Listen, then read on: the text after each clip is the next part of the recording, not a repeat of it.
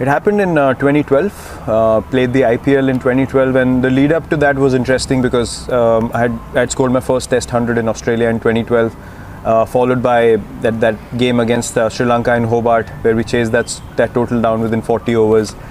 That came out of nowhere, honestly. I did not believe that I could do something like that at the international stage. It happened, gave me so much belief from there, and then Asia Cup came and I got 183 against Pakistan. On a Sunday, everyone was watching, so things really just turned in about 6 months for me. But I forgot the basics of the game. I started, becoming more desperate, and I thought, this IPL, I'm going to dominate everyone. But the moment IPL started, a few games which didn't go my way, and my mindset completely dropped to the other end. I was eating anything that came in sight. I was finishing, candy packets, 40 pieces a packet. I would finish 3 packets a week. I was eating horribly, sleeping horribly. My habits were all over the place. And I finished IPL. I remember I went home, came out of the shower first day, and I saw myself in the mirror and I was ashamed. It was literally, I saw myself and I thought I'm looking at another human being, and I told myself, look, if you want to play cricket at the highest level, this is not the way that you can manage. And from next day onwards, I changed everything about my diet, the way I trained, everything. And from then on, it was just an obsession. Look, when I step onto the field, I have to believe that I'm the best, because my mindset, as I said, was very clear from the first time I started playing this game. I'm not going to allow anyone to think that I'm just a pushover. So my mindset was, I'm going to go to Australia, and how am I going to score runs against these guys? I wasn't going out there to survive. And from the time I got back home till the Australia tour, I promise you, I was visualizing every day when I was working out in the gym that I'm hitting Mitchell Johnson, I'm hitting these guys all over the park. And those things came to life eventually, because I convinced myself to an extent. When I went there, I was absolutely fearless and things just started flowing. To be honest, before that Australia tour, I was treating every foreign tour like, more like an engineering exam that I have to pass somehow, and I have to show people that I can play at this level. But there I realized that, once you're down and out, there was hardly anyone who came to help me. There was hardly anyone who was looking towards me and saying, listen, let's work together and try to get your game up to speed. Everyone was just going after me left, right and center. So I was like, am I playing to prove these people wrong? For what? I've got nothing to do with them, and they literally have nothing to contribute in my life. So I went back home. I was down for quite a bit. The great thing that happened at that stage was I realized who's with me, who's not. Things were filtered to an extent that I just got so relaxed. When I went back home, I was like, okay, I've hit rock bottom now. No one believes in me. Everyone thinks I should not be playing Test cricket.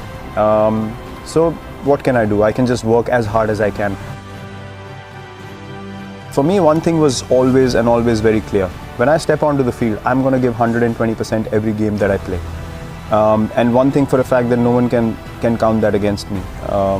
Till the time I play this game, I am going to play this way, and this is who I am. And if my mindset in the field is simple, I will not stand around wanting people to do something that I'm not able to do first. For me, every ball is an event. Every moment is an opportunity to make your team win. And that is exactly why you step onto the field. You have to make that time count. If you told me I had to walk away from this game tomorrow, I can walk away without any regrets, because everything that I've done since I entered the Indian cricket team has always been for the team.